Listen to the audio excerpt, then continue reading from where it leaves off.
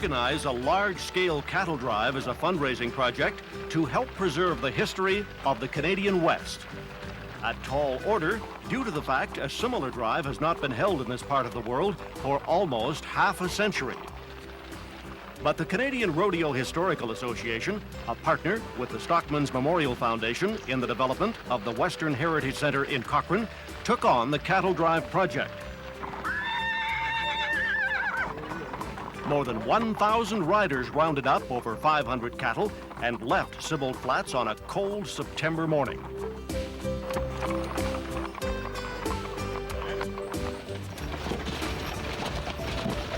A little bit of a bumpy ride? A little bit, yeah. It's nice, so just like we used to do in the old days.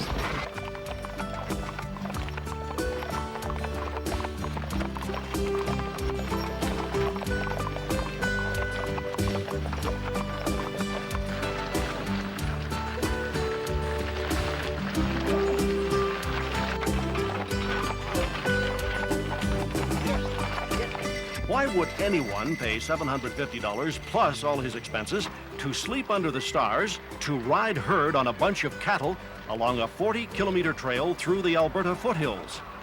As we travel the route, we'll ask that question of various people. People like Hank Pallister of Stettler, a provincial brand inspector born of good cowboy stock. It'll give me an opportunity to understand what my dad went through, because it really wasn't an easy life. When you go out on the roundup wagon in the spring and stay out there for 6 weeks or a month, and you live right, all you lived for, or all you had was a cook wagon or a chuck wagon and a bed wagon, and that was your home out there in the range, and it wasn't an easy life. You know, if it rained or snowed, why, you just had to live with it. And it just gave me an opportunity to appreciate what my father went through.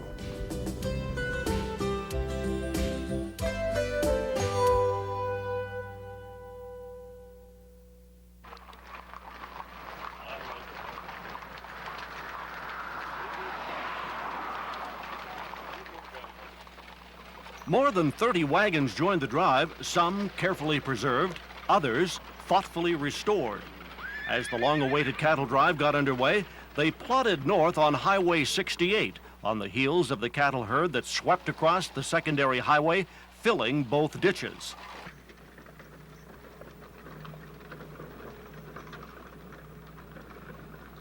There had been early predictions by opponents of the Western Heritage Center that the drive would be a bust. But as the number of riders swelled and a steer was donated for every 2 people on the ride, the financial success of the venture became clearer. Well, if they're worth $1 a pound at the auction on Saturday morning, 700, they're going to run about 650, 700 pounds apiece. There's one steer in there, 2,400 pounds. So, you know, somebody with a calculator is going to have to figure it out. There was a fabulous collection of horseflesh assembled for the drive, but here and there you could find one that almost defied description. This is a Tennessee, out of a Tennessee mare and a jack. It's a mule, Tennessee walking mule. And why are you riding it? Because I enjoy it. It's just like having a Ford or a Cadillac. This is a Cadillac. And I give him the old junker. The first bystanders to catch a glimpse of the mammoth cattle drive were motorists on the Trans-Canada Highway. Late in the morning of the first day out, the herd was coached through an underpass on the highway into an open field where they were given a rest while the riders stopped for lunch. Some passed up lunch to recover from a late pre-drive party, while others shared what they had with a friend. I had supper too. A little bite? Thank you. This is what you call maintenance on the road. Too long. The lunch stop was a chance to make quick repairs to wagon and horse. The tires need to be shrunk. Tires need to be shrunk on, and you see the tire, this has got bigger than the wood, so it won't stay on because the wood is shrunk away. See what happens, the wood will rot and the tire will rust, so that builds up a film in between. As soon as you get on the road, that rust shakes out. So we drive shims in between the two to tighten them and then put wire on. You know, this is Dr. Rock performing this surgery here. Oh, the Lone Ranger used to get his knife out and dig the rock out, didn't he? Yeah. The horse was always sound afterwards. Yeah. Amazing how they did that, huh? Wish I could do that. After several hours on hard pavement, everyone was looking forward to the next leg of the trip through rolling pasture land lined with trees still laden with golden leaves. Couldn't be nicer. We're looking forward to traveling over prairie now. There's lots of gopher holes to make it bumpy, but somehow or another it just seems a little smoother. After the lunch stop, the drovers decided the riders and wagons should go on ahead because they were setting too quick a pace for the herd.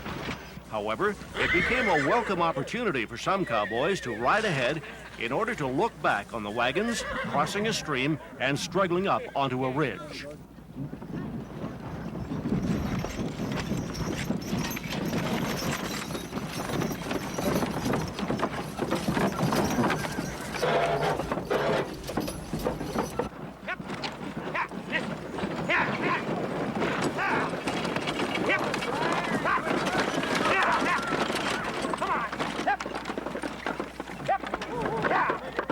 Well, that's quite a sight. You got to see it to believe it. You can tell people about it, but they don't. If they don't see it, they don't believe you. Just like some of them boys this morning. They said, if you'd come back and told us, we wouldn't believe you. We had to come up here to see it ourselves and just look back on that trail and see all them wagons, all them riders. There must be over 1,000 horses here. And then the sight that everyone had come to see, a scene from an old Western, perhaps a treasured painting over the mantel. 500 head of cattle appearing on the skyline, flowing down the hillside, through a creek, and up a draw.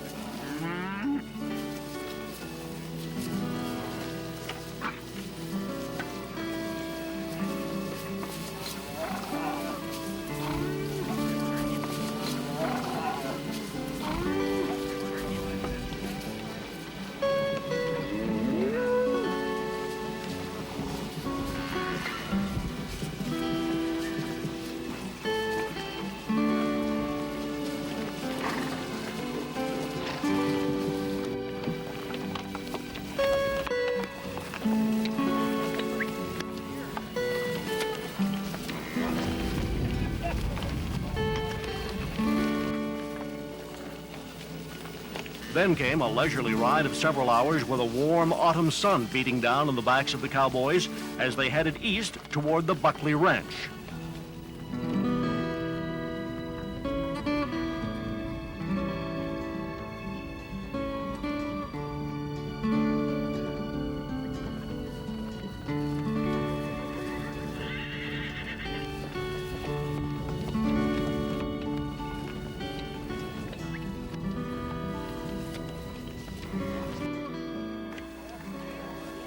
Home for the night is the Buckley Ranch, a few kilometers southwest of Cochrane. Before dinner, there's time to groom the horses, pitch the tent, and to meet a few strangers. Well, it was, but it was sure rough on that wagon back there. Oh, I'm telling you, especially when Bobby was driving. Do you have any blisters? Not sure. Just then, a surprise visit from the law. The RCMP had discovered the cattle drive had blocked Highway 68 for half the day without acquiring the proper permits. Despite the oversight, last-minute approvals were given for the use of another secondary highway that would take the herd into the town of Cochrane at the end of the drive. The camp started to quiet down except for a few night owls keeping warm around the fire, and a few more huddled inside a wagon sharing a song. The scene was a nostalgic one, particularly for the old-timers. 89-year-old Bill Bagley, the boys' steer riding champion at the Calgary Stampede in 1927, couldn't recall ever seeing this many riders and horses in one place. Well, I got the odd tender spot. I haven't ridden much for a few years, but I got the tender spot, and I really enjoy it.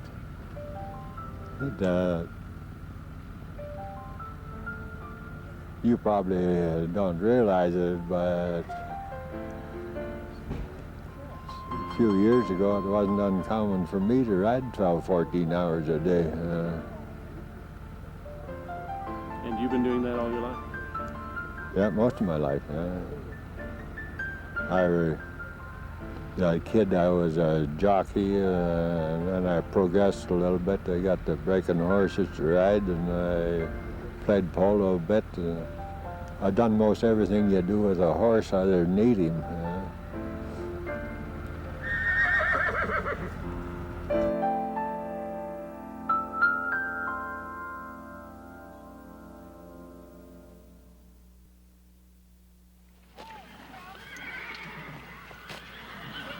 Friday, September the 28th, dawns clear and cold. A group of cowboys from the Cluny district of southern Alberta has brought along the chuck wagon that Leo Maynard and his father have spent the last year building. A 50-year-old cook stove rides on the back. Well, I guess we took it on. It was a joint project for us, and it's probably one of the very few joint projects that we've totally done together. And we wanted a wagon, we wanted it in on this drive, and we wanted it authentic, so we got what we needed and put it together. There's no plywood in it. It's probably about as authentic as you could get. Maybe the wagon's a little big, but the mole trail drivers, they had to have big wagons because when they left Texas, bringing them cattle into Montana, they were packing big loads. They didn't have a grocery store every 40 miles, so they had to load them up heavy. And his tack and his spirit. Reg Kessler, the stock contractor, one of the driving forces behind the event, supplied the horses to pull the Maynard wagon. He shows up for breakfast, along with country music singer Ivan Daines from Innisfail, Alberta. Out in Cochrane, Alberta, the Western Heritage Center shines, and the wagon trains rumble, and the thunder of hooves keep time. And the cattle, they are trailed under a rocky mountain sky. And the hooves of history cattle drive brings back the days gone by. After everyone and everything is fed and watered, they break camp for the second and final day of the drive. The herd will be trailed through some of the most picturesque country the province has to offer.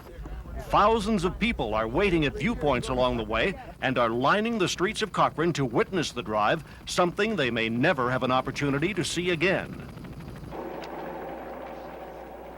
The wagons move out first, down a steep hill toward Jumping Pound Creek and a close brush with disaster. A wagon driven by Pete Marcus of Lethbridge breaks a piece of equipment, the horses bolt, and Pete is thrown from the wagon. The team breaks clear of the wagon, which comes to rest beside the creek. Pete, suffering a broken arm, cuts, bruises, and shock, is whisked away to the hospital in our helicopter. Considering the number of people and animals involved in the drive, it's surprising this is the only accident.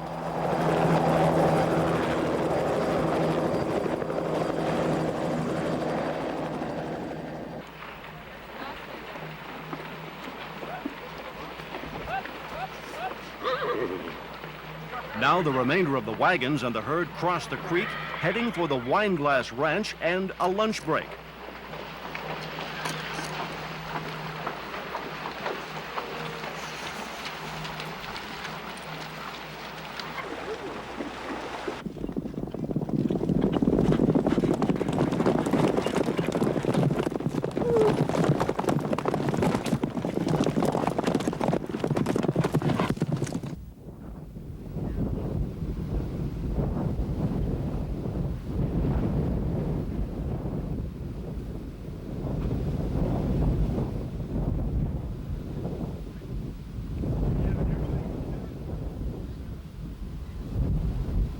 The final lunch break, one last chance to catch up with old friends.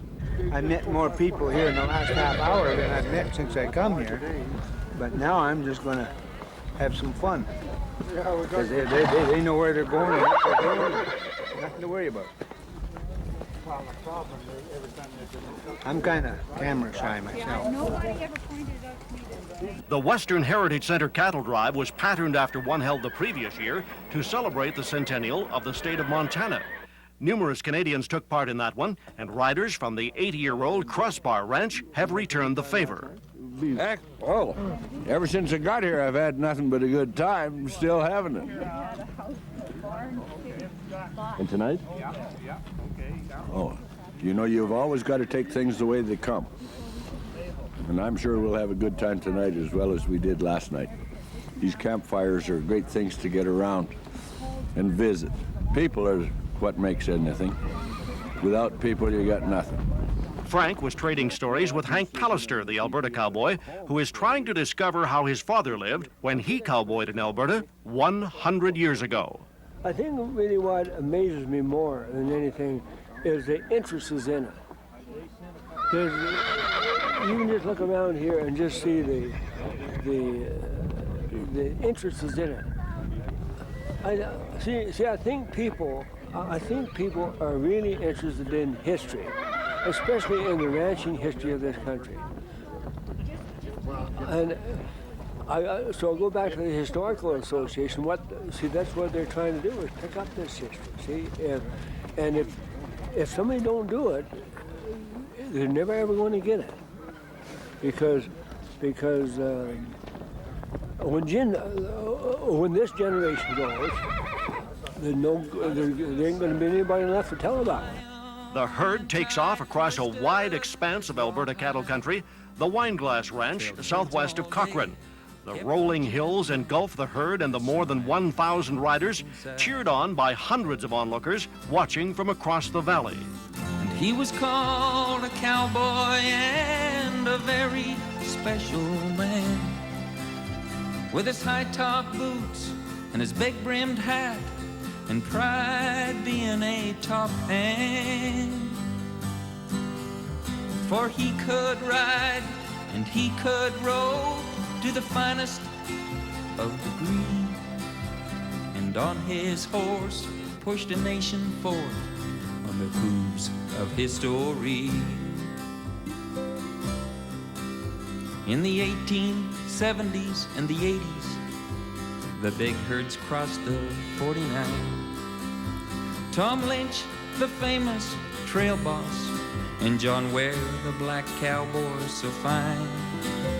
Senator Cochrane, the OH Ranch, the A7, and the Bayou gained fame. Now the prairie wool grass grows, and the bow still flows, and their names forever remain. And there remains this cowboy, alive and well today. From the northern lights to the southern nights, their songs and poems still tell their way. His saddle and his tack and his spirit are his trade. He is tough and he is gentle, 'cause that's how a cowboy's made. And the cattle drive nears its destination, the town of Cochrane, that was the railhead for many similar drives, even before Alberta became a province. But times have changed, and this cattle drive needs traffic control. Okay, so you're gonna wait. We're gonna wait there till you come. Yeah, you gotta wait there till we come, because otherwise there's no one gonna be in front of you. Got it. No one is quite sure what to expect in Cochrane. There has been considerable controversy concerning construction of the Western Heritage Center on the natural grassland of the Cochrane Ranch, a provincial historic site. The handful of picketers are swallowed up by 10,000 supporters from the town and surrounding district. The cattle are herded through the town without incident, with the wagons and riders close on their heels.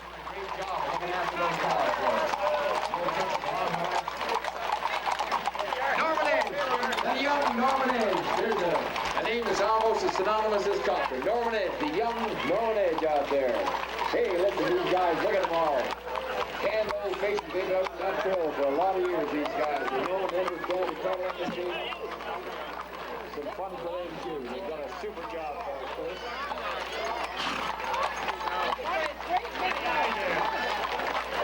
The drive has been a complete success. It has raised several $100,000 toward the Western Heritage Center Building Fund, and more importantly, it has won the support of area residents. But the money can't be counted until the herd is sold. The following afternoon, volunteer auctioneers from across the province sell the cattle individually and by lot, averaging almost $800 a head. 900, now 1,000. Now 1,000. 1,000 now. 900. You all enough to with $900,000. Now 10, now 11. I'm a 10, now 11. I'm a 10, now 11. Now we're on 10, now 11. Now we're on 10, now 11. Sold her. $1,000 bill, and I knew he'd stick his hand up over there. Was that Frank? Yep, Frank. Frank Gaddy. Let's give him a hand. Boy, there's a guy that just supports everything when it comes to the cow business. Watch this bull ride. Here we go. Outside and a big rank bull coming into his hand. And going the other way. Going both ways. Walker's riding good, but bucks him off. Wow, there goes your rodeo clown. And you couldn't have that many cowboys in one place at one time without having a rodeo. The Historical Society welcomed some of the world's best rodeo cowboys to perform at their invitational rodeo to wind up the weekend party. The gate was added to the Western Heritage Center Building Fund. Why is it important to preserve the heritage of Western Canada? No one was able to put it any better than John Kelvin, who ranches just north of Strathmore, Alberta. Well, I really think we should. There was great values that, I think our society is really slipping on. You go back to the years, the ranching families, they were close families, they had family ties. In this day and age, you see a lot of family breakups, and that tradition of togetherness, I think, goes back to the hard roots where the people worked together.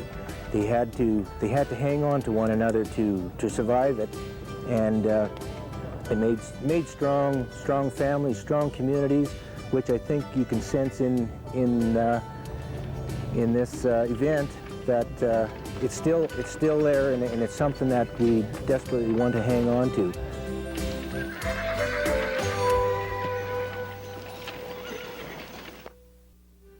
Well, I really believe so, and especially it's true in branding season, where people at a point had decided to do their own work and get it done, and it became a job. And over the last 15 years that we've kind of, some of the ranch community were losing something, so they got back together and they said they want to do this thing as a community event, and I think that's what people of those days did as well. They worked hard, but they relaxed, and they appreciated their friends and working with them and help them out.